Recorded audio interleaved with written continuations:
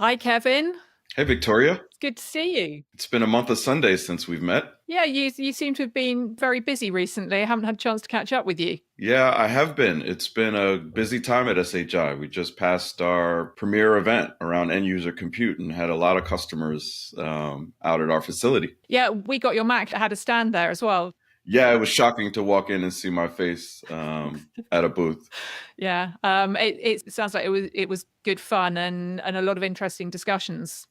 Yeah, a lot of engaging customers. I got a lot of feedback of other events that people go to that you're just really there for the stickers and the fancy erasers, but people were engaged, asking questions, challenging us, giving us new things to go build for them. So it was a lot of fun. I'm exhausted though.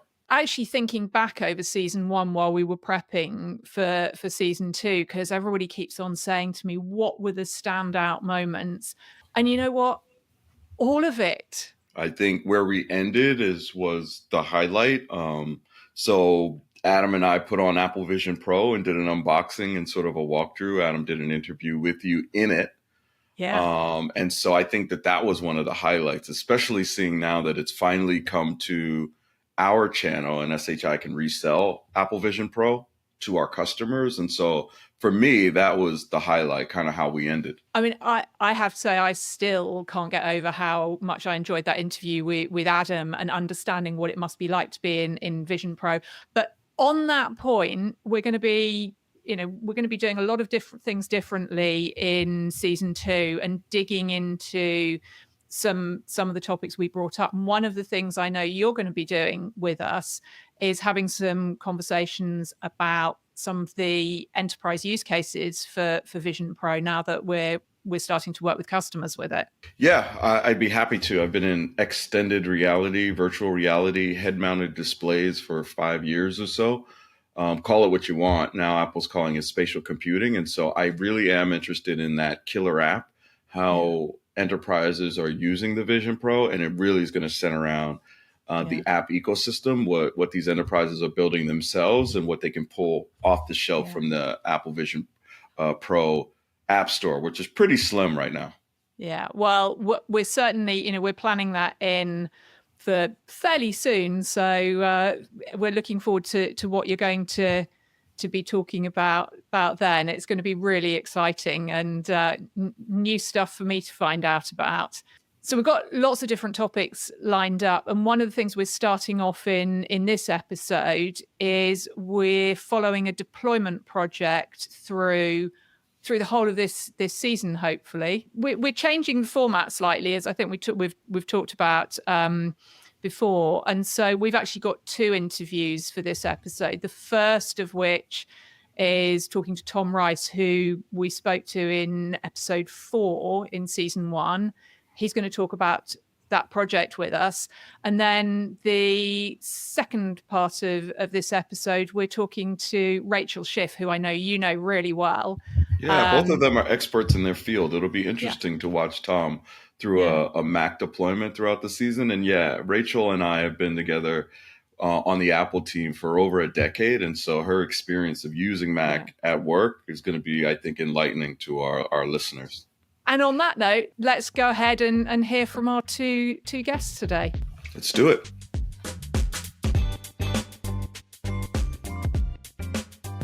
Hi, Tom. Welcome back to We Got Your Mac. We had a great chat back in season 1, episode 4. You came along and had a chat to us about some of the challenges people have with managing Mac in an enterprise and Windows-dominated environment. And now we're at the beginning of season 2. So I know we've got an exciting project that we want to discuss with you. We're going to follow you through some work that you're doing with a client over the course of the season. But just to start off with, before we get into this, for those people who haven't already met you in season 1, would you like to introduce yourself? Yeah, sure. Thanks for having me back on We Got Your Mac, Victoria. My name is Tom Rice, and I lead the Apple Solutions Engineering practice here at SHI. My team is responsible for helping customers pick out that Apple technology they would like to adopt or expand in their environments. And once they pick out that technology, they help them integrate it into their environments, help them get it set up for their employees to use, integrate with their current IT solutions, and generally establish a more secure, easy to use methodology and framework for getting those Macs integrated into their day-to-day operations.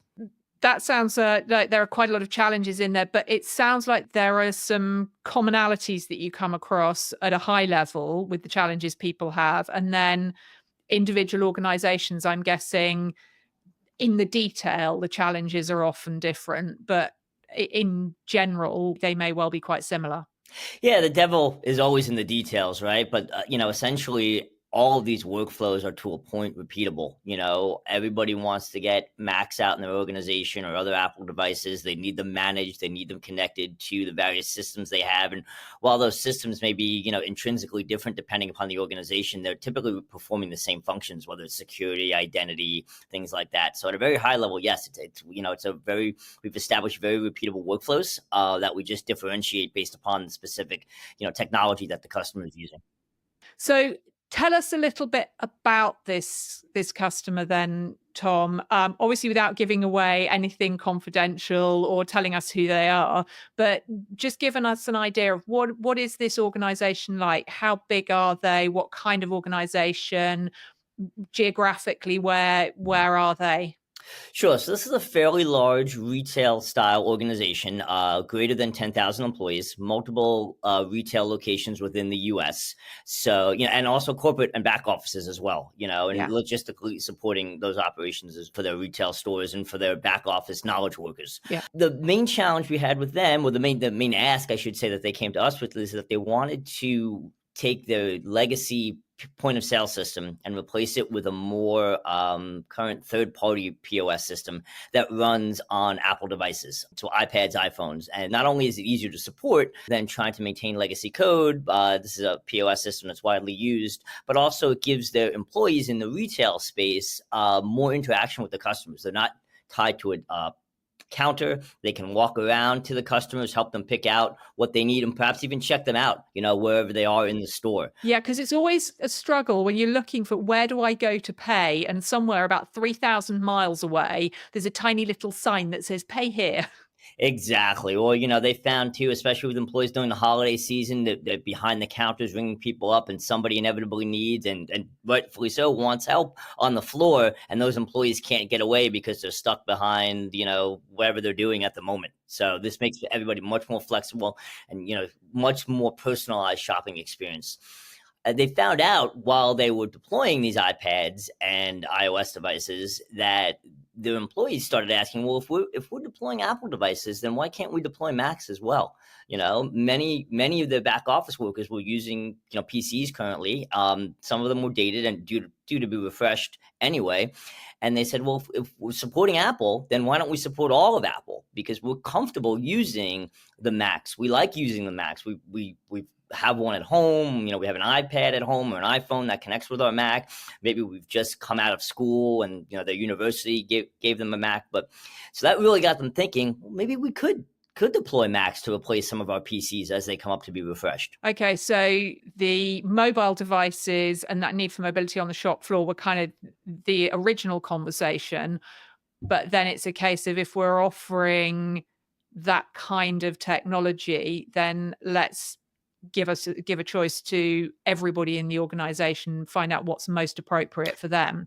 That's a lot of what we talked about in season 1, was about enabling those employees to do the best job they possibly can by giving them the technology that they feel makes them most effective. Exactly. It's it's all about the concept of employee choice. It's not necessarily a whole rip and replace, so to speak. Exactly to your point. It's giving those employees the technology they want that both enables them to do their jobs and helps them do their jobs more efficiently, and that they're more comfortable using and they're familiar with. So, it was just a more pleasurable employee experience all around. And obviously that not everybody necessarily wants a Mac or is able to work on a Mac, but for those employees who can, they realized it was a good decision for them. Okay, so you've got a project now where you've got vertical specific retail software that you've got to put on your mobile devices and integrate those in. You've then got traditional back office where you're going to be offering a choice of Mac or PC. So you've got to get those integrated as well. So obviously there's the whole piece about we've got to design that solution and deploy it, working with probably their existing technologies in terms of management and security, working out how we get their existing applications, a new point of sale software that they're going for, but also potentially some legacy applications going to be in there, because there's nobody out there who's been around for more than 5 minutes who doesn't have legacy applications. And then clearly we've got to make sure that their end users, well, it sounds like their end users are going to be comfortable with the technology. And also, I guess, make sure that once the implementation is done, then there's got to be the support in place to make sure that those end users have the support they need regardless of platform. Right, exactly. And I'll address your last point first too. This organization currently, because they're dispersed geographically and because they have a lot of different functions, they found out that it was easier in some respects to contract out a lot of their IT support. Yeah. But with that and, wanting to have a more employee-centric experience and a more user-friendly experience, they realized perhaps it's time to bring some of that support in-house. And if we're changing, we're adopting new platforms, let's adopt maybe new methodologies of supporting our users using those platforms. So with that, once we get through this, deployment project, part of that is helping them, get their help desk ready, take on internal IT staff, train those resources up and get them ready. And then yes, there is a large jump you mentioned with a legacy environment. There's a switch involved, right? So the first task here was we have all these iOS, iPads and iPhone devices, and now we're going to start taking on Macs. Well, how do we manage them? So the first step was to design a management solution for them and then build out that management solution to integrate with all that legacy technology and see what in fact was legacy. Some of that was perhaps legacy that could be replaced with current versions of those applications, more Mac specific versions. Some of that may have needed to be replaced with newer technology, if applicable to those Mac users. And maybe some didn't need to be replaced at all because it worked perfectly fine where it was. Well, it sounds like your team have got an interesting time ahead of them then. And it sounds like we're going to have some interesting conversations as we go through this season. I guess the question is, which is going to finish first? Season 2, have we got your Mac or the project? It'll be neck and neck. So we'll see what happens. Yeah. Thank you very much for coming back and talking to us. And we look forward to speaking to you again soon and finding out how you and your customer and your team are getting on. All right. Thank you. Look forward to updating you along the way.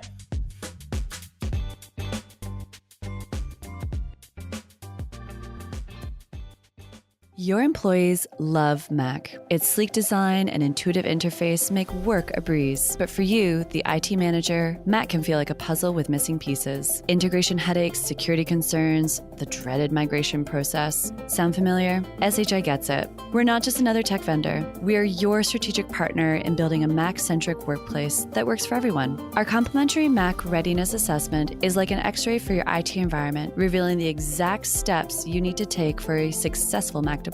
We'll guide you through security, locking down Mac's built-in defenses so your data stays safe, deployment, streamlining your setup so Macs hit the ground running, integration, making sure Mac plays nice with your existing systems, migration, moving from old devices to new without losing a beat, and more. We'll tackle any Mac challenges you throw our way. But that's not all. For a limited time, eligible customers who complete the assessment get a free trial of top-tier MDM solutions like Jamf Pro or Conji. It's like a test drive before you buy the car. SHI isn't just about selling you Macs. We're about making Mac work for you. Zero-touch deployment? Check. Effortless integration with your existing MDM? Double check. Empowered, productive Mac users from day one? You bet. Don't just manage Mac. Master it. Discover how SHI's Mac Readiness Assessment can unlock the full potential of your Apple fleet. Contact us today or visit shi.com/Mac assessment. Your Mac Power future starts now. We got your Mac covered.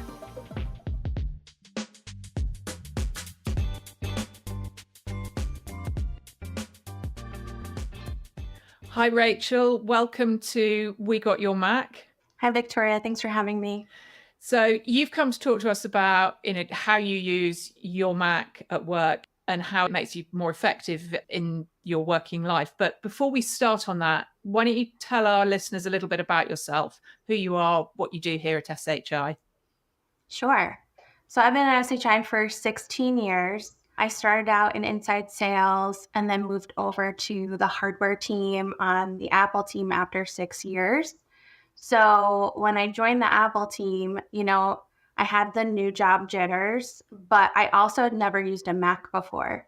So I had pretty crazy anxiety about joining the team and using a platform that I've never used before. Really? So that was a lifetime of Windows use and suddenly having to move to something different.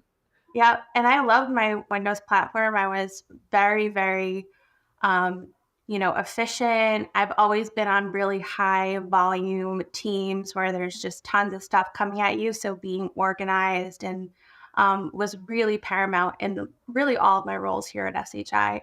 But going to a new platform with a new workflow for organization completely freaked me out. But I was really lucky. I mean, it only took me really a week to feel really proficient with using a Mac. So it was a really good experience. And then fast forward on the Apple team, I was on the Apple team for 10 years. I became a hiring manager. So all the people that I had hired after I had joined, no one had any issues using a Mac. Everyone was like, yep, know how to use it. So I never ran into that ever again after me. So yeah, I must have been like that cusp, that millennial cusp. So what you're seeing then as a hiring manager is that people coming into the workplace who are already very familiar with Apple products and comfortable working on a Mac. Yeah, exactly. But now in my current role, I'm manufacturer neutral. My role is client solutions executive, and I always joke that it's really just a fancy term for manufacturer neutral. We have great partnerships with all the top OEMs. So now I have wonderful partnerships with all the other OEMs other than Apple. So it's been a great time at SHI. So do you now use both, or are you still using Apple, or have you gone back to Windows? So when I was in my interviews for this role, one of my first questions to my hiring manager was, can I keep my Mac? Okay.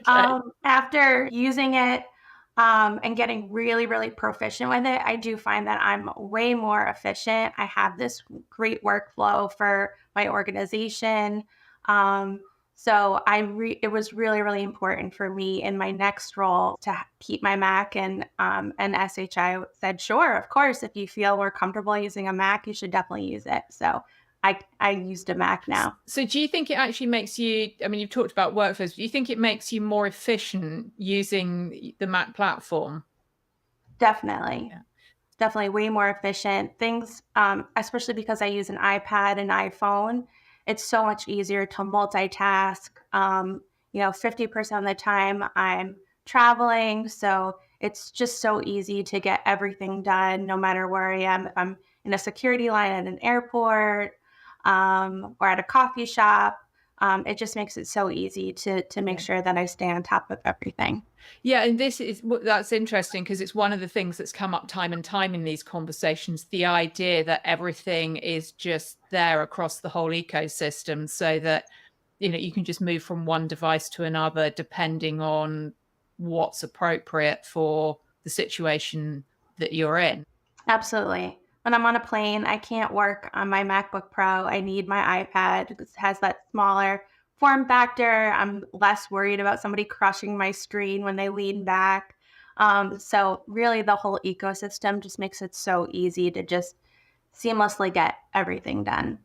So are there any particular apps or features other than this ability to work across the ecosystem that you think make you particularly more effective, not just at work, but actually in your personal life as well?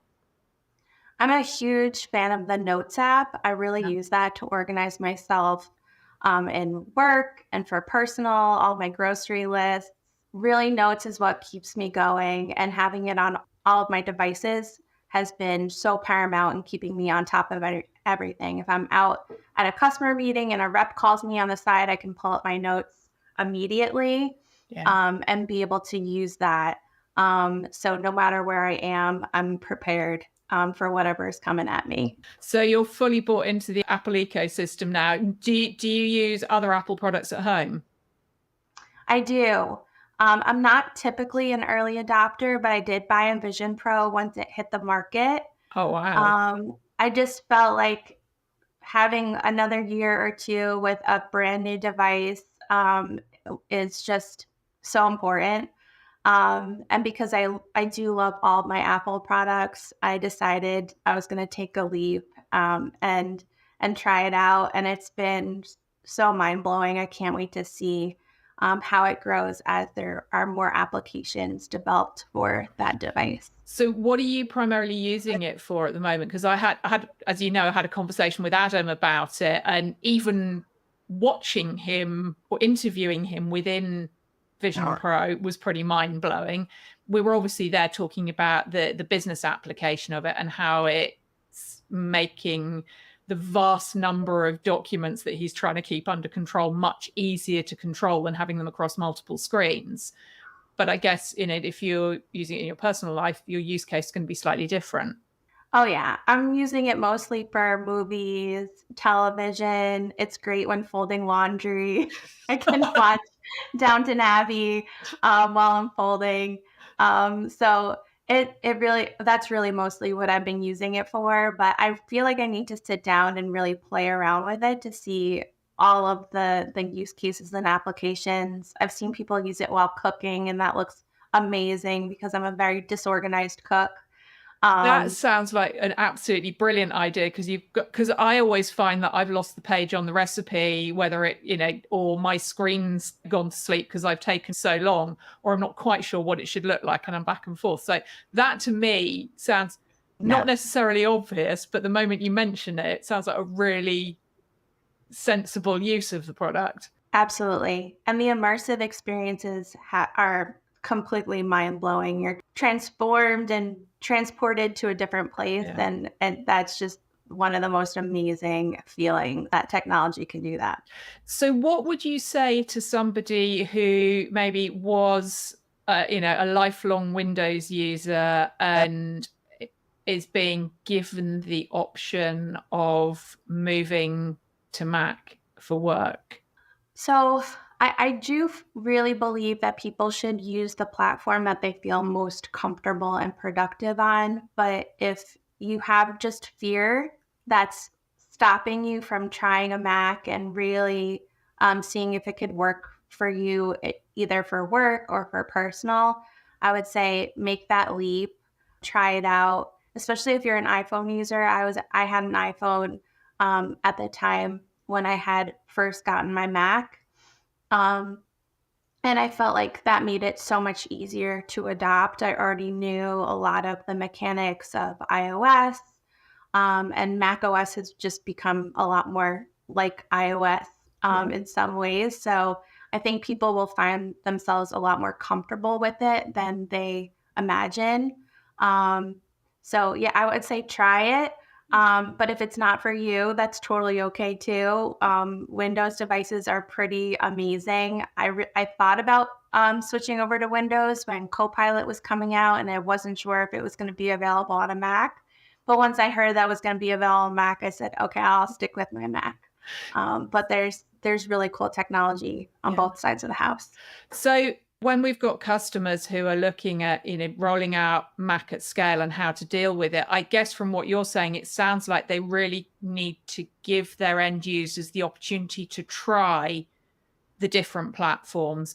For people who've historically used Mac, to try Windows 11. For people who've historically used Windows, to try a Mac, because things are changing all the time. And it might be that those individuals in the roles they're in, a different platform might be the answer for them. Absolutely. And on my team now, I'm one of the only Mac users. So I was a little bit nervous. I was like, am I going to be able to, work as well with everybody else who does not have a Mac? And there's really no difference. Yeah. Sharing documents, sharing ideas, and collaborating is just as easy. Yeah. So yeah, no worries on a mixed environment. So now no more technology anxiousness on my end. That's great to hear. Well, thank you so much for joining us today, Rachel. We appreciate your time, and carry on enjoying your experience with Vision Pro. We look forward to hearing more about that. Thanks, Victoria. I appreciate it.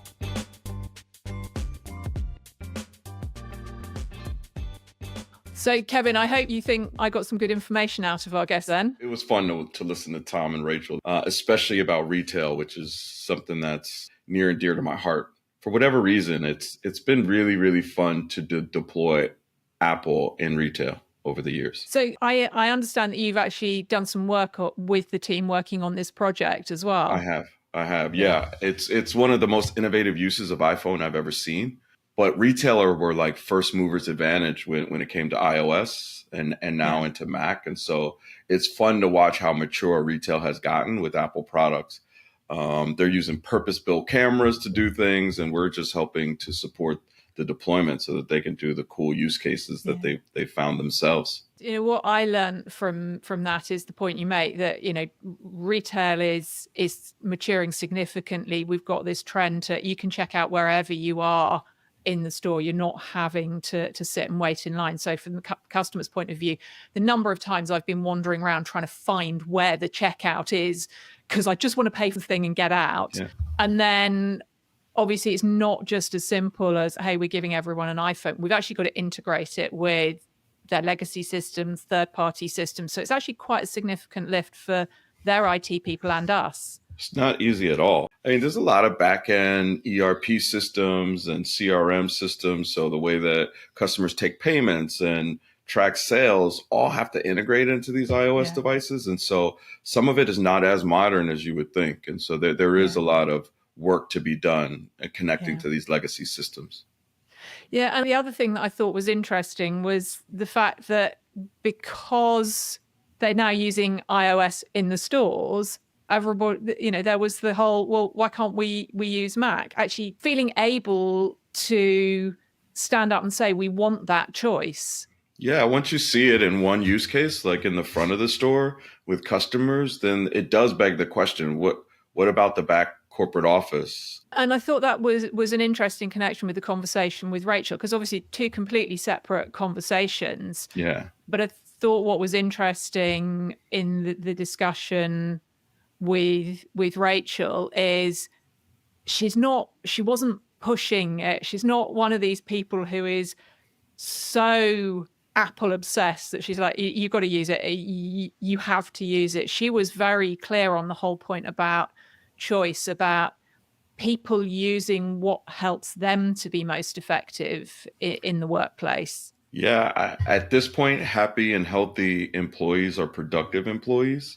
but it really is about what the user wants to use and what makes them feel more fulfilled, happier when they're working. Well, we've got a lot of exciting things to cover this season. It's great to be back in the studio with you again, Kevin, and looking forward to actually spending a bit more time with you and catching up on some of these discussions again. I can't wait, Victoria. It's been too long. We're finally back, and I can't wait to see what season 2 brings to the table.